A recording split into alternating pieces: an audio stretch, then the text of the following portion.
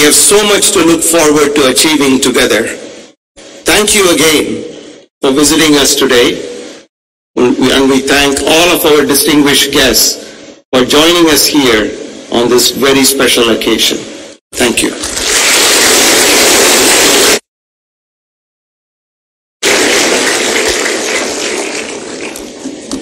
Thank you very much, Professor Suresh. Ladies and gentlemen, please sit back, relax, and enjoy a short introduction to NTU Singapore.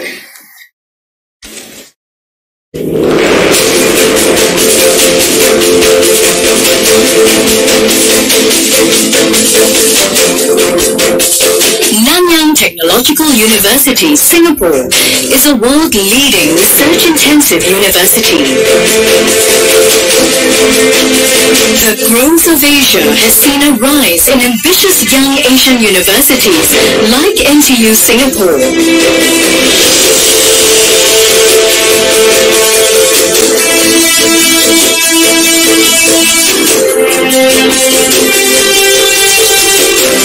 As part of its Smart Campus vision, NTU is embracing technologies for better living.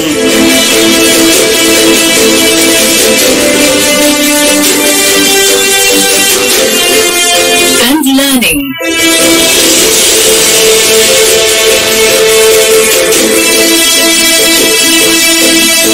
The cosmopolitan community is made up of 40,000 students, staff and faculty, and an alumni family of more than 220,000 in 150 countries. The sprawling campus is an ideal testbed as leading industry players work with NTU on tomorrow's technologies.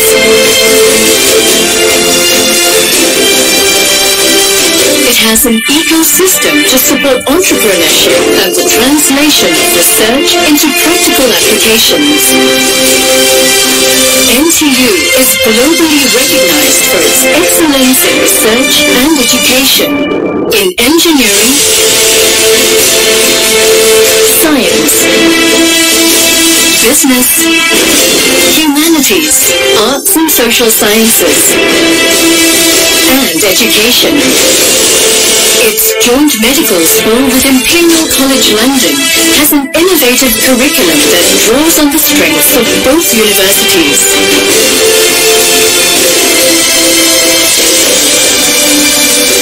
Students enjoy a vibrant campus life and a well-rounded education. Recognized for its sustainability, NTU is frequently named among the top 15 most beautiful campuses in the world.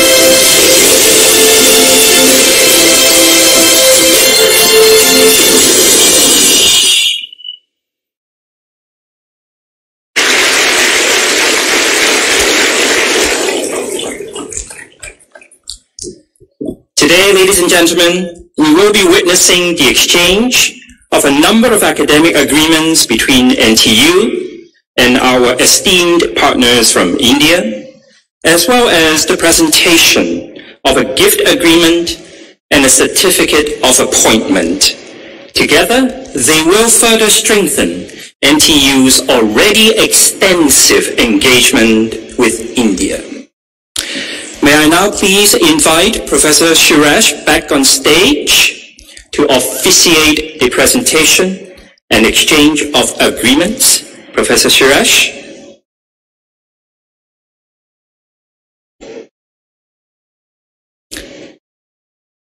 May I now also please invite Minister for Education, Mr. Ong Ye Kong, to join us on stage as witness to the presentation and exchange of agreements. Minister Ong, please.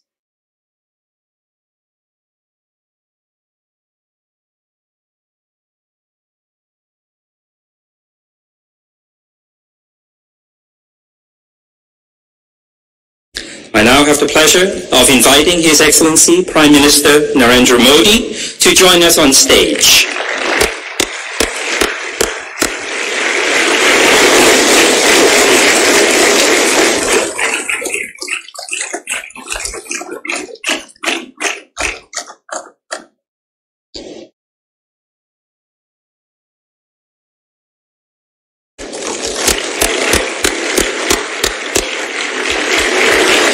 Thank you, Your Excellency. First, the university is pleased to announce the establishment of the Gopalakrishnan NTU Presidential Postdoctoral Fellowships, made possible by a generous gift from Mr. Chris Gopalakrishnan. May I please invite Mr. Gopalakrishnan to take his place on stage.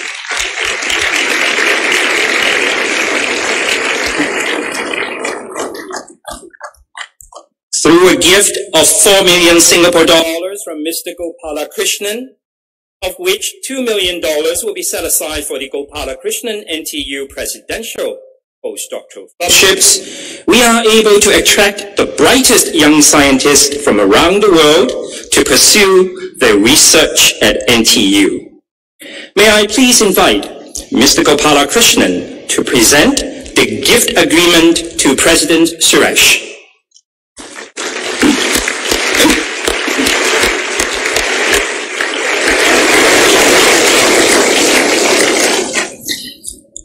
NTU is also pleased to announce the appointment of Mr. Gopalakrishnan as NTU Professor of the Practice, a position the university offers to exceptional individuals of outstanding achievements.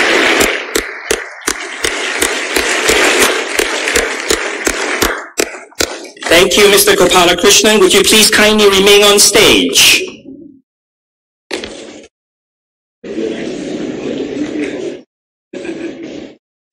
NTU is pleased to enter into a joint PhD program with the Indian Institute of Technology, Madras. May I please invite Professor Bhaskar Ramamurthy, Director of IIT Madras, to come forward to exchange the joint PhD agreement between NTU and IIT Madras. A gift of 1 million Singapore dollars has been provided by Mr. Gopalakrishnan to support students from IIT Madras to participate in this program. Thank you, Professor Ramamurthy. The next agreement is a research collaboration agreement between the Indian Institute of Science, Bangalore and NTU. May we please have Professor Anurag Kumar, Director, IISc Bangalore, on stage for the exchange of the agreement.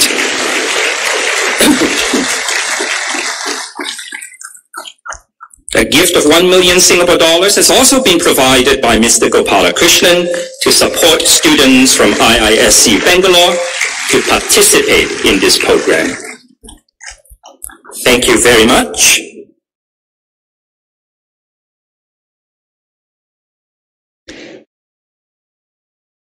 Today, NTU will also be establishing a joint PhD program with the Indian Institute of Technology, Bombay.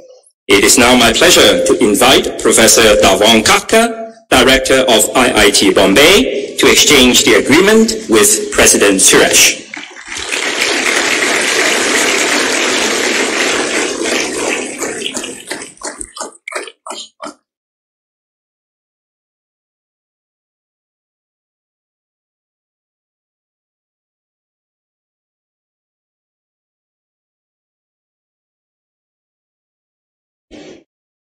Thank you very much. NTU has considerable strength in satellite research, and we are pleased to announce today a Memorandum of Understanding with the Indian Institute of Space Science and Technology, or IIST, His Excellency Jawad Ashraf, High Commissioner of India to the Republic of Singapore, will represent IIST for the exchange.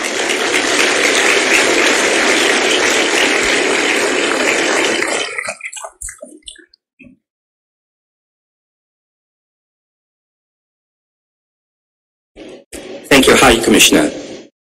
Last but not least, NTU is pleased to conclude a statement of intent with the National Institution for Transforming India, or NITI Aayog, in short, to collaborate in promoting exchange of scientists and students, as well as joint research projects. May I please invite Professor Ling San, NTU Provost, and Ms. Anna Roy, Advisor, Niti Ayog, to exchange the agreement.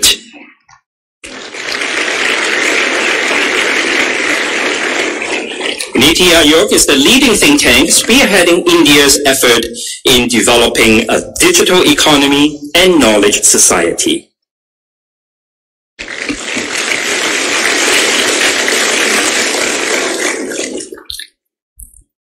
Thank you very much.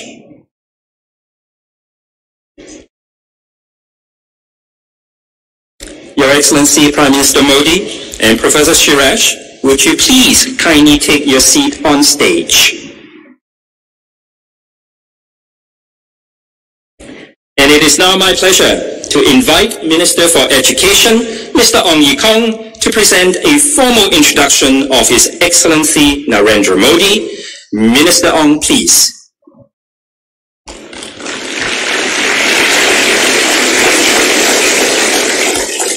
Your Excellency, Prime Minister Narendra Modi, friends, excellencies, distinguished guests, ladies and gentlemen, it is my pleasure to introduce His Excellency, Prime Minister Narendra Modi, although he really needs no introduction.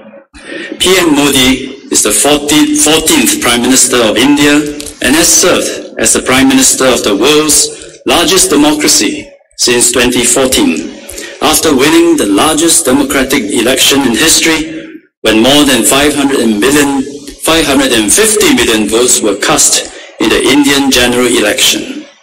Before that, he was the Chief Minister of the state of Gujarat, where he earned a strong reputation as a forward-looking reformer who transformed the economy and lives of the people of the state.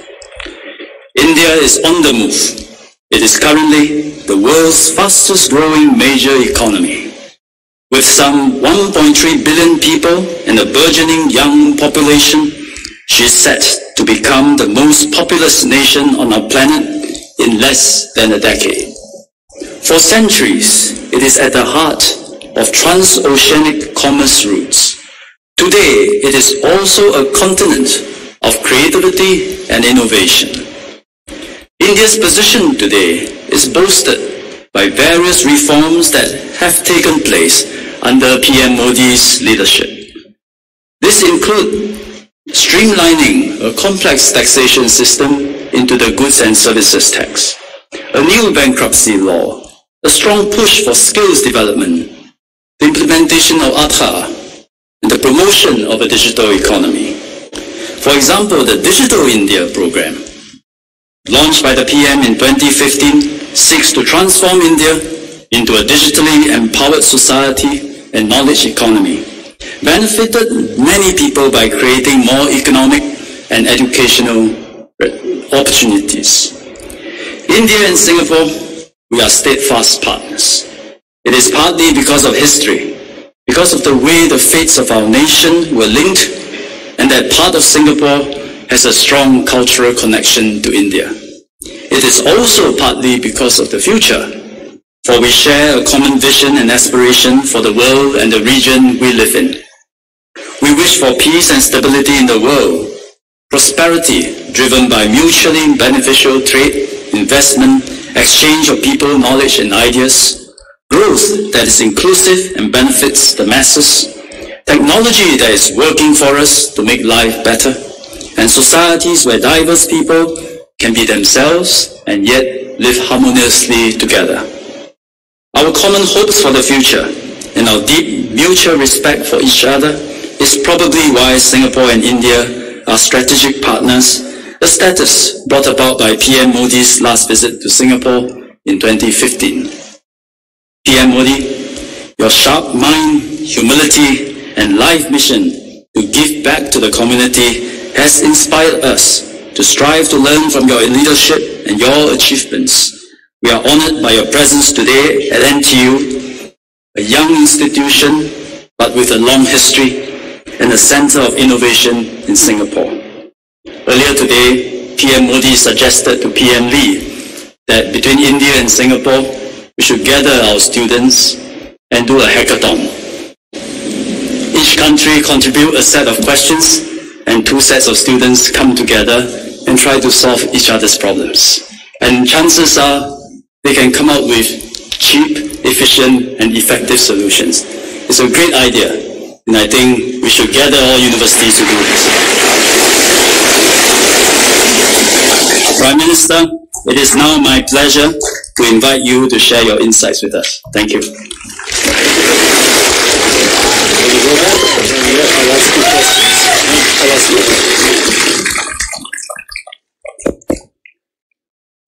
Your Excellency, thank you so much for agreeing to spend some time with us in this conversation. We've had a number of questions. Of course, the number of questions is a lot more than we have time to address here, but we have tried to group them into certain categories that will enable us to address as many questions in a limited amount of time as possible. So let me start with the first question that's coming from our community. The theme of today's gathering is transforming Asia through innovation. In your perspective, what are Asia's main challenges and how, from your vantage point, we can try to address them and solve them? Thank you Suresh. मैं समझता हूं कोई interpreter वहां से करेंगे।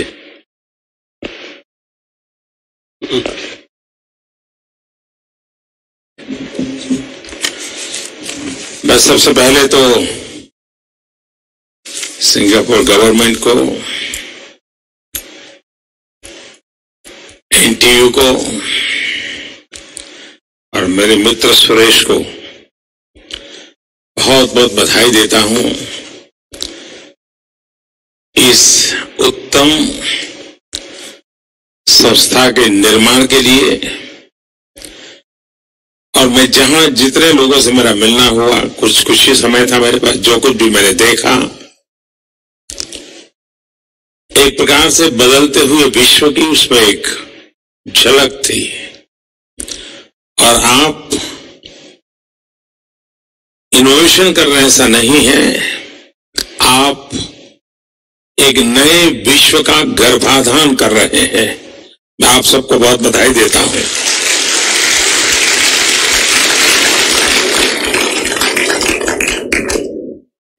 Thank you, Suresh. First of all, to the government of Singapore, to NTU and to Suresh, I would like to heartily congratulate you. Here you have put up, you have established an institution, and such a good institution par excellence, whoever I've had the opportunity to meet and whatever I've seen so far, this is a glimpse of the changing world. It's not just innovation that you are doing here in NTU, you are giving birth to a new world. Once again, my heartiest felicitations. Suresh ने मेरे सामने प्रश्न रखा है कि Asia के उज्जवल भविष्य के बीच में कौन सी चुनौतियां हैं। एक बात निश्चित है कि पूरा विश्व इस बात में कन्विंस है कि 21st सेंचुरी एशिया की है। सबसे बड़ी चुनौती ये है कि हम एशिया के लोग इसे फील करते हैं या नहीं करते। सिर्फ कान पे सुनकर के हमें खुशी हो रही है कि हमारे भीतर भी वो भाव जग रहा है कि यस, 21वीं सदी को एशिया की सदी बना के रहना है। ये एक बहुत बड़ी चुनौती है। आज भी हम दुनिया के और भूभाग से इतने प्रभावित हैं क्योंकि सदियों से हम लोगों ने उस प्रकार की जिंदगी गुजारी है। इसलिए कभी हमें भी नहीं लगता है कि हाँ, अब हमारी बारी है, हम कुछ कर सकते हैं और हमें करना है।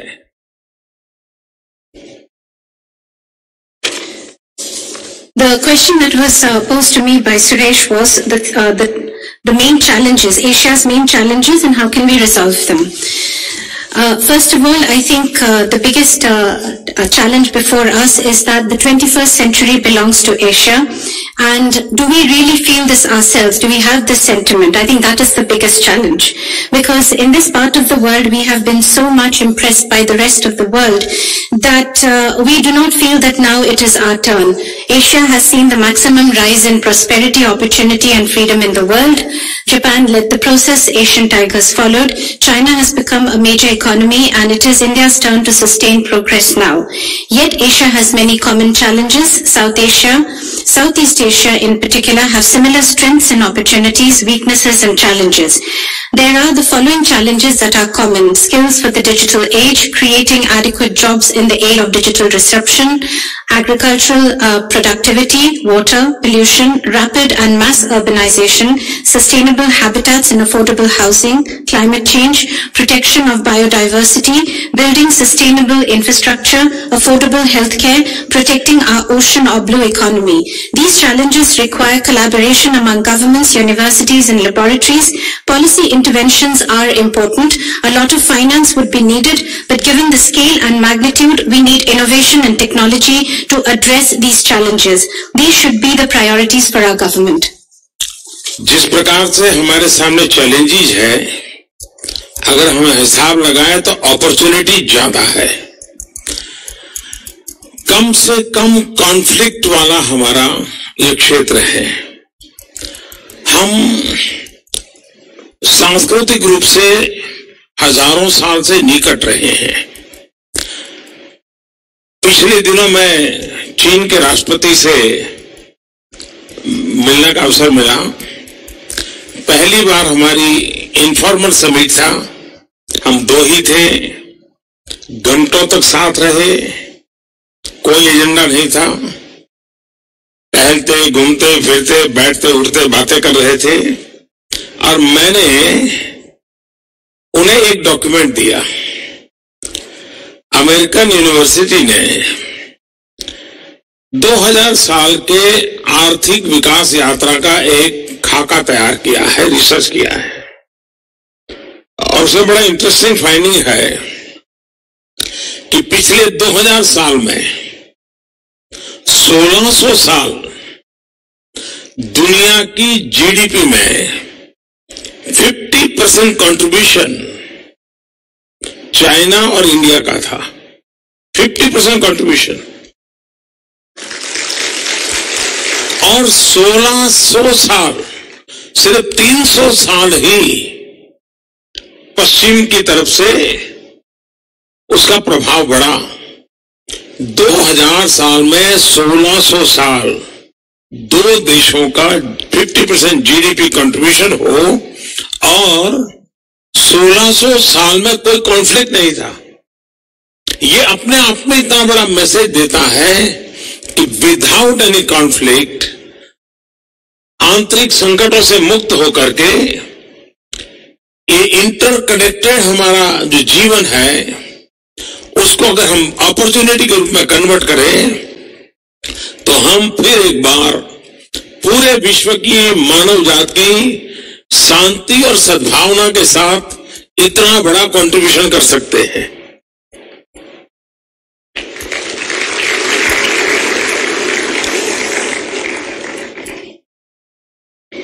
I think also these challenges before us, we can transform them into opportunities, because with very less conflict, if we see culturally, civilizationally, we are so close to each other. Recently, last month, I met President Xi of China. This was the first time we were meeting in an informal summit format. There were just the two leaders, and we spent hours together without any agenda. We sort of walked around, we sat around, we had walks together, and so spent a lot of time. I handed over a document to President Xi. In the American University, research was carried out on economic development of the world for the last 2000 years, and it it was very interesting what the findings were, is that in those 2000 years, 1600 years, the world's GDP, 50% was contributed by China and India. So that's a phenomenal figure. 1600 years out of 2000, there was the dominance of China and India, and it's only the last 300 years where we find the dominance of the Western world. So once again, this 1600 years, 50% of the GDP was our contribution with no conflict, and I think that in itself is a very strong and a very powerful message, without any conflicts. And if we can overcome our internal problems, this interconnected world that we have, if we can transform that into opportunities in the service of humanity for peace and for harmony, then we together can make a huge contribution. Thank you.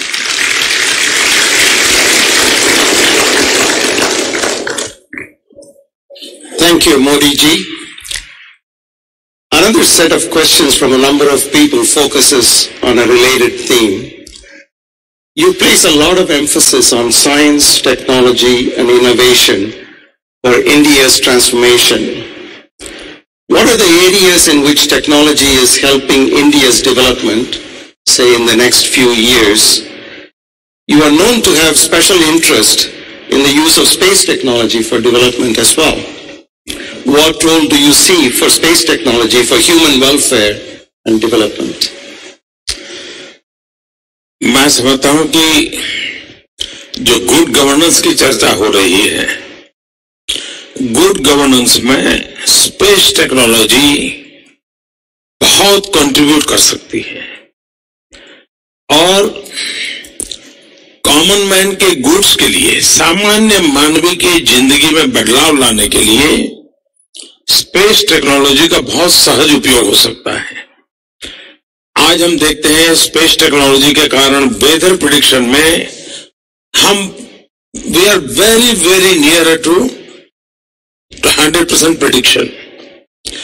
अब ये सही है कि हम बता तो सकते हैं कि भाई 6 जून को ये होगा, मोटे तौर पर इस इलाके में होगा, लेकिन अभी हम उसको नैरो डाउन नहीं कर पा रहे हैं। हम स्पेस टेक्नोलॉजी को इतना आगे बढ़ने वाला है कि हम स्पेसिफिक एक ही शहर के ये 200 स्क्वायर मीटर के अंदर ये होने वाला है, यहां तक स्पेस टेक्नोलॉजी कहने की संभावना होगी। अब ये चीजें मानव जात को कितनी उपयोगी इसका अंदाज कर सकते हैं। मैं जब गुजरात का मुख्यमंत्री था तो मैंने हमारे स्पेस साइंटिस्टों का इसरो हमारे अहमदाबाद में सेंटर होने के कारण मेरा जाना आना रहता था। मेरी एक बड़ी रुचि थी कि दुनिया में क्या बदलाव होता है देखने के लिए। तो मैंने स्पेस टेक्नोलॉजी का उपयोग मेरे फिशरमैन के किया। पहले फिशरमैन फिशिंग के लिए जाता था तो बेचारा इतना दूर दूर जाता था, घंटों तक फिशिंग करता रहता था, कभी कमाता था, नहीं कमाता था, वापस आता था। फिश का एक स्वभाव होता है, जहां जाते हैं बड़े झुंड में जाते हैं और करीब 24 घंटे उसी इलाके में रहते हैं। तो मैंने स्पेस टेक्नोलॉजी का उपयोग करते हुए कैच एरिया तय किए और नॉटिकल माइल और लॉन्गिट्यूड लैटिट्यूड की सूचना फिशरमैन को दी मोबाइल फोन पे। तो वो सीधा वहां जाता था, मछली पकड़ता था, 3 घंटे में वापस आता था, उसकी इनकम बहुत बढ़ गई।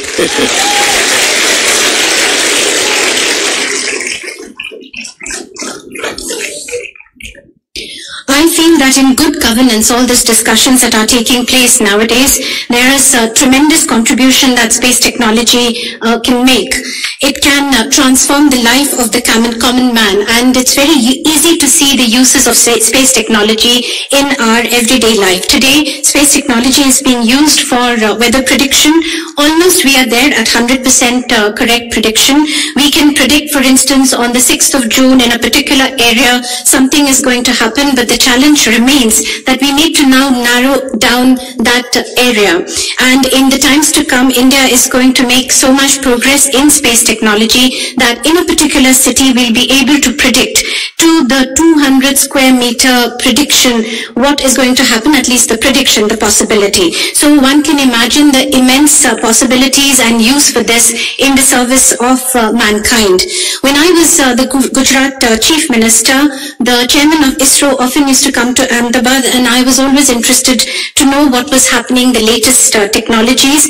And I decided that we could use this technology for the fishermen, because often they would venture far into the sea. For hours they would stay, and they would, whether they got a catch or not, they would return quite disappointed. And it's also the behavior of fishermen that whenever they go in large groups, they stay for 24 hours and then they come back. What we did in Gujarat was, by using space technology, we identified the catch areas. We gave them exactly the latitude and longitude on their mobile phones, and so the fishermen ventured exactly to that area, spent about 3 hours, made the catch, came back. Their incomes really multiplied manifold. उसी प्रकार से rain water harvesting, अगर हम satellite का उपयोग करके 3D technology को combine करके अगर हम कैंटू प्लान बनाते हैं और हर विलेज को वो कैंटू प्लान देते हैं और उनको समझाते हैं कि भाई गांव का पानी गांव में रहना चाहिए, आप छोटे छोटे छोटे चेक डैम बनाइए और पानी को रोकिए और आप पानी जमीन में जाए इतनी प्रबंध कर लेंगे, धीरे धीरे वाटर टेबल बढ़ा। ये प्रयोग मैंने सक्सेसफुली किया और उसके कारण मैं जिस क्षेत्र में काम करता था करीब 13 मीटर वाटर टेबल ऊपर आए, just with the help of satellite technology.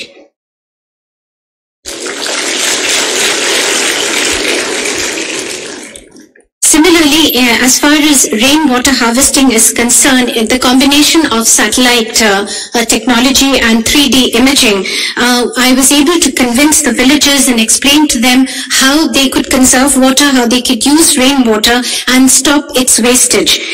This way, the groundwater was saved to a large extent, and this was a very successful experiment because the water table went up by as much as 13 meters. आप जानते हैं democracy में political pressure group की अपनी एक दुनिया होती है और उसको झेलना बड़ा मुश्किल होता है, लेकिन टेक्नोलॉजी से उसको झेला जा सकता है। पहले के जमाने में पॉलिटिकल प्रेशर ज्यादा है, यहाँ स्कूल बनाओ, यहाँ अस्पताल बनाओ, यहाँ डिगना करो। मैंने स्पेस टेक्नोलॉजी का उपयोग करते हुए मैप तैयार किया कि इतने स्क्वायर किलोमीटर के रेडियस में स्कूल होगा, इतने स्क्वायर किलोमीटर रेडियस के अंदर हॉस्पिटल होगा। कोई भी पॉलिटिशियन आता था तो मैं दिखाता था कि देखिए तुम्हारे यहाँ है, नया नहीं बनेगा। और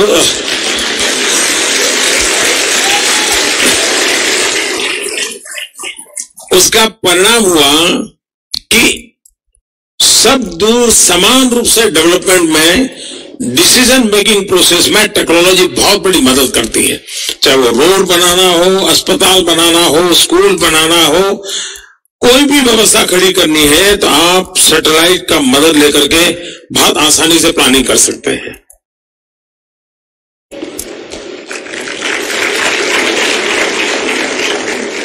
As you know, in democracy, there are a lot of pressures, political pressures, and that is very difficult to handle. But technology gives you the strength to handle that.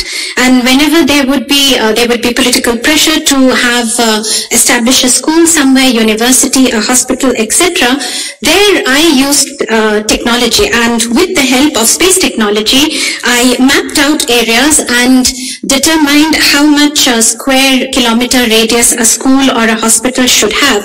And if the politician of the area came to me, I would just show him the map and the technology and the logic behind it. The result was that there was equal development. It also helps you in decision making. It plays a very important role. So when lives are being transformed, whether it's laying of a road, a hospital or school, with satellite imaging and with satellite technology, the work becomes very easy. मैं हजारों उदाहरण दे सकता हूँ, लेकिन मैं आपका समय नहीं लेता हूँ। I can give 1,000 such examples, but we have a limitation of time. Thank you. We've been talking about technology for society, technology enabling policy. I think you have now coined a new phrase, technology for democracy. Is that right?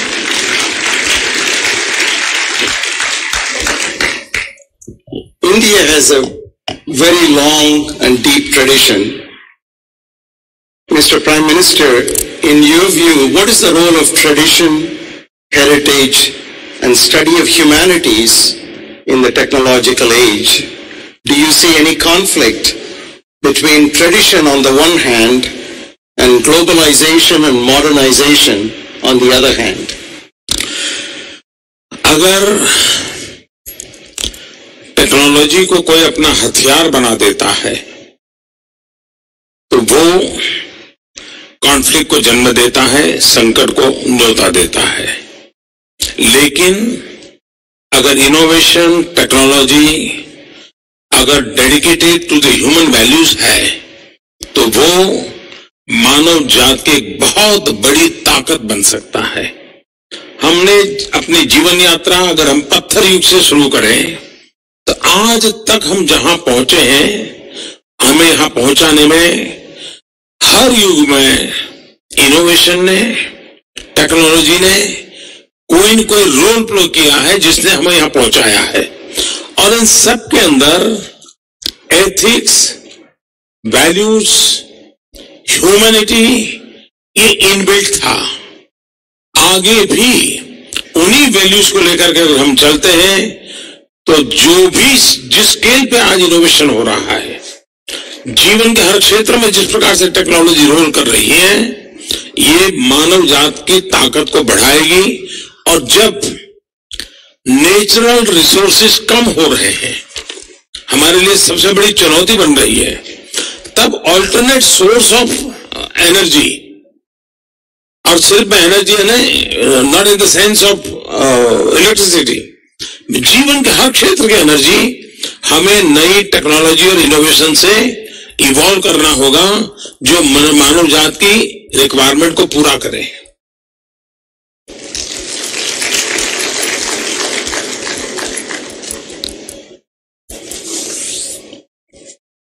If technology is used to make weapons, then it gives rise to conflict, and it also invites more problems.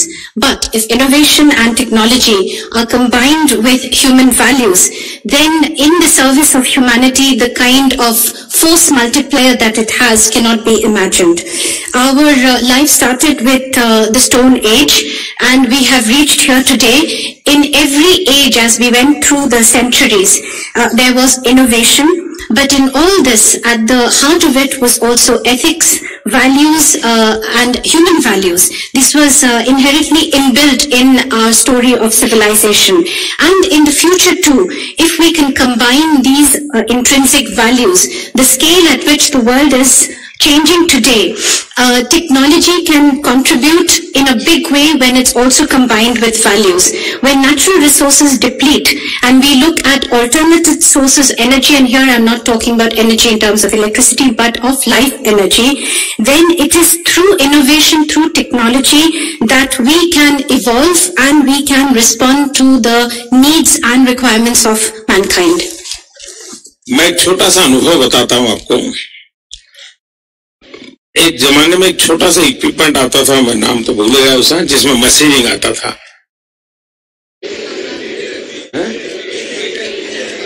Pager, हाँ pager, मुझे बराबर याद है। या उस समय एक चर्चा चलती थी, और खास करके जो ह्यूमन वैल्यूज को एडवोकेट करने की जरा उत्साही लोग रहते थे, वो कहते थे कि पेजर के कारण चिट्ठी लिखने का, क्रिएटिविटी का, फीलिंग एक्सप्रेशन की दुनिया खत्म हो जाएगी। और ये बहुत बड़ा डिबेट था। मैं और सूरज जब आज से 30 साल पहले का सोचे तो ये डिबेट था दुनिया में कि ये सब मनुष्य की क्रिएटिविटी खत्म कर देगा। आप देखिए टेक्नोलॉजी बढ़ते बढ़ते यहां पहुंची कि आज ट्विटर ने हमारी क्रिएटिविटी को हजारों गुना बढ़ा दिया। आज हर एक के मोबाइल में यहाँ बैठा हुआ हर कोई लेखक बन गया है, हर कोई पत्रकार बन गया है, हर कोई कमेंटेटर बन गया है। तो इसी टेक्नोलॉजी ने क्रिएटिविटी को कैसी ताकत दे दी, यानी जो सोच थी उसे दुनिया ने परिणाम अलग पाया। तो ये टेक्नोलॉजी की ताकत है।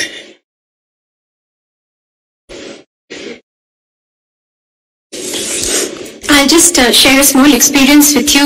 Pager, we all know 30 years ago, and I remember the kind of debates and discussions that we used to have around this device, where those so-called, those who advocate human values, they said that this little device was going to put an end to writing, to creativity, and that was the end of all these kind of professions, everything centered around creativity. That was the debate raging 30 years ago.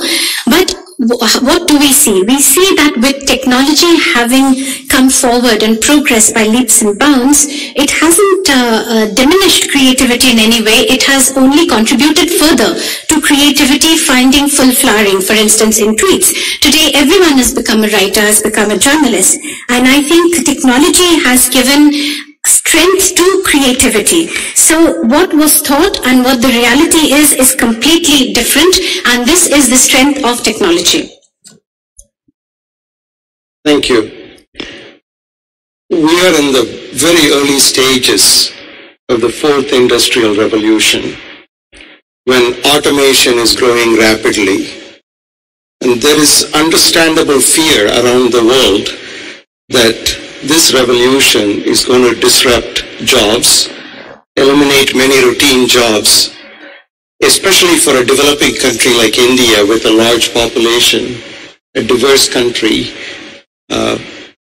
How do you ensure inclusive growth in the age of fourth industrial revolution? एक तो दुनिया में एक जो मान्यता बन जाती है कि डिसरप्शन मीन्स डिस्ट्रक्शन, ये मैं मानता हूं सबसे गलत सोच है। अगर डिसरप्शन नहीं है तो प्रगति की संभावना ही नहीं है, वरना तो जिंदगी गुजारते हैं वैसे पुरानी पद्धति से दुनिया चलती रहती है। और इसलिए मैं समझता हूं कि डिसरप्शन ये ह्यूमन टैलेंट एंड क्रिएटिविटी से जुड़ा हुआ विषय है, तो वी मस्ट वेलकम डिसरप्शन। हमने उससे डरने की, भागने की जरूरत नहीं है, और तभी तो नया हम अचीव कर सकते हैं। दूसरी बात है कि पहले के जमाने जब बिल्कुल नया नया कंप्यूटर आया तो दुनिया में चर्चा चलती थी कि जॉब चले जाएंगे, कंप्यूटर आएंगे तो क्या होगा, लोगों को नौकरी नहीं मिलेगी। आप हम देख रहे हैं कि उसी कंप्यूटर ने नया जॉब का एक नई दुनिया खड़ी कर दी। यानी हर नया इनोवेशन प्रारंभिक दूर से अगर डिस्ट्रप्शन दिखता भी है तो एक न्यू एस्टैब्लिशमेंट करता है। दूसरा, सोसाइटी इंक्लूसिव डेवलपमेंट के बिना चलने वाली नहीं है। हर नई व्यवस्था में हर किसी के लिए कोई न कोई अवकाश होता है। पहले के जमाने में अगर मैं हिंदुस्तान की बात करूं तो गांव के अंदर साइकिल के टायर पंक्चर करने वाली एक दुकान रहती थी। आज गांव में 4 मोबाइल फोन रिपेयरिंग वालों की दुकान होती है। तो दिस इज ये चेंज आता है, ये चेंज आता है, और ये इंक्लूसिव सोसाइटी की गारंटी बनता है। और इसलिए मैं मानता हूं, और तीसरा, समाज में टेक्नोलॉजी के कारण आज एक गरीब के हाथ में भी मोबाइल फोन हो, एक अरबोपति के पास भी मोबाइल फोन हो, दोनों की ताकत समान होती है। टेक्नोलॉजी एम्पावरमेंट करती है, और जब एम्पावरमेंट होता है तो इंक्लूजन के लिए वो अपने आप में दरवाजे खोल देती है। और मैं मानता हूं कि technology driven society social divide को कम करने का एक बहुत बड़ा साधन बन सकती है, और वो इंक्लूजन के लिए एक नई तस्वीर पैदा करती है। और इसलिए मैं कॉन्फिडेंट हूं कि हाँ, टेक्नोलॉजी अफोर्डेबल हो, यूजर फ्रेंडली हो और इजीली एक्सेसिबल हो। इस तरफ जितना ध्यान पॉलिसी मेकर्स ने देना चाहिए, इनोवेटर्स ने देना चाहिए, मैन्युफैक्चरर्स ने देना चाहिए, ताकि जैसे डिजिटल डिवाइड नहीं होना चाहिए वैसे ही टेक्नोलॉजिकल डिवाइड भी सोसाइटी में नहीं होना चाहिए।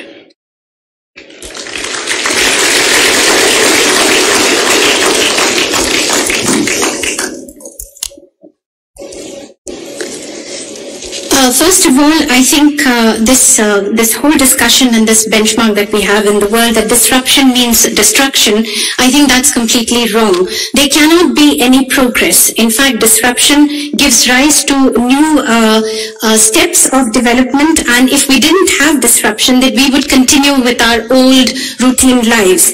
So I feel that disruption, in fact, brings together human talent and creativity. In that manner, I feel that we should be welcoming disruption and not fearing it. We need to welcome new things that come into our lives. Secondly, when computers were coming in about 30-40 years ago, there was this entire debate that this would eat up all our jobs, that there would be no jobs, there would be unemployment. But if you see, computers has given rise to an entire world of jobs. So each new innovation definitely brings in some disruption, but then a new reality comes into being. Secondly, society has to be inclusive in the new system. There has to be newer ways of including everyone in society. Let me give you the example of India in villages 40-50 years ago. Every village had a tire puncture shop to repair cycle punctures. Today, every village has 4 shops which repair mobile phones. So this is the change. This is the changed world that we see. Thirdly, in society, technology is also an empowering tool. There is a mobile phone in the hands of a very poor person. There is also a mobile phone in the hands of a billionaire. So in that sense, this technology gives immense strength and empowers even the poor. And technology is supposed to empower. It's only then we can have an inclusive growth. We need to open our doors to technology, to innovation. And in a technology-driven society, this can help end divisions in society. And I'm quite confident that technology should be affordable. So the conditions are, it should be affordable, should be user-friendly, should be accessible. And this is something that policymakers, innovators, manufacturers must take into account, so that just as there should be no digital divide, there should be no technological divide in society. Thank you very much for that. My last question, actually this question comes from a lot of people. So let me ask you, Mr. Prime Minister, given your hectic schedule and enormous responsibilities, how do you maintain stamina and optimism on a daily basis? And where do you find the time to tweet and do Facebook?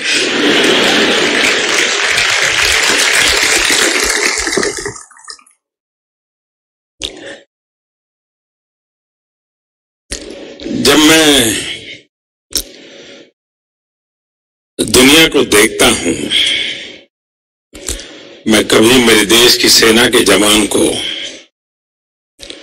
इतनी कठिन परिस्थिति में, कभी बर्फ के बीच में, तो कभी रेगिस्तान में, तो कभी पानी में, घंटों तक देश की सेवा के लिए खड़ा हुआ, और उसके लिए मैं सोचता हूं, कभी मैं किसी मां को घंटों तक मजदूरी कर करके अपने बच्चों को बड़ा करते हुए देखता हूं। किसी मजदूर को अपने बच्चों की जिंदगी संवारने के लिए जिंदगी घसीटते हुए देखता हूं, तो मुझे लगता है कि जब ये लोग इतना करते हैं, तो मुझे चैन से सोने का हक नहीं है।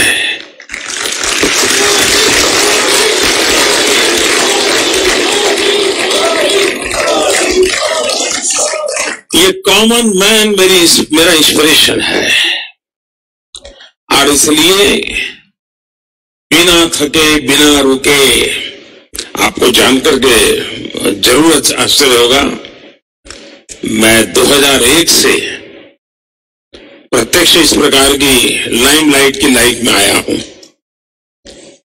मुख्यमंत्री बना, उसके बाद प्रधानमंत्री बना।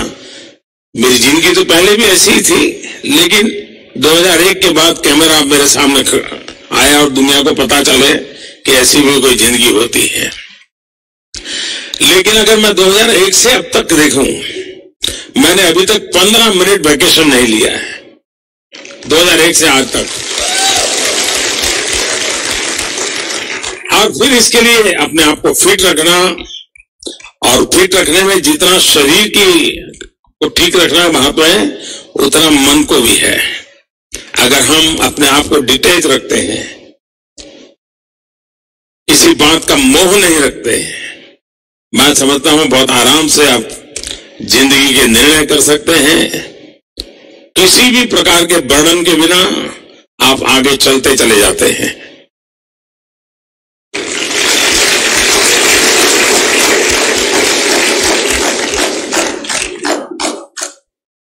When I see the world, when I see soldiers who are serving the nation in difficult conditions, whether they are in covered in snow-laden areas or the desert or in water for hours, they are doing this in the service of our country. When I think of a mother who has to labor for hours because she wants to give a different life to her children, bringing up her children, or any laborer who is toiling away because he or she wants to give a better life to their children, to the next generation, the way they are carrying on with their lives. It's when I feel that when these people can do it, so can I. And I do not have the right to sleep peacefully without toiling. And because I find that the common man has such great aspirations, and therefore I have to work tirelessly. I cannot stop. You'll be surprised that this is a new life for me. From 2001 onwards, I was leading exactly the same life till 2001. It's only that when I came into the limelight, into politics, became the chief minister and now the prime minister. But my life was exactly the same before 2001 as it is today. And if you see the time from 2001 till today, I have not even taken 15 minutes of vacation in a year. And to do this, to keep on working, one has to keep oneself very fit, fit in body, but also fit in mind and soul. And if you don't have any attraction or any, what we call in Hindi moh, when you really aspire for something very, in a negative sort of way, then you can easily take decisions and there is no burden. You can only progress and go forward. Okay. Thank you. Thank you, Mr. Prime Minister. On behalf of the nearly 2,000 people here who are gathered here today and thousands more who are watching us on Facebook Live, I would like to offer our enormous gratitude to you for being here and taking time from your very busy schedule. Thank you. Thank you.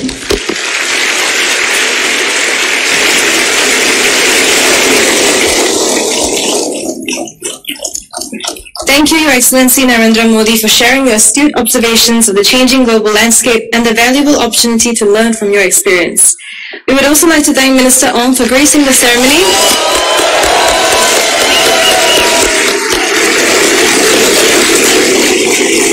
We would also like to thank Minister Ong for gracing the ceremony and for your most fitting introduction of His Excellency Narendra Modi. Excellencies, ladies and gentlemen, please remain seated while we invite His Excellency Narendra Modi to proceed to the tree planting ceremony. Ladies and gentlemen, could I request you to please remain seated while they take their leave.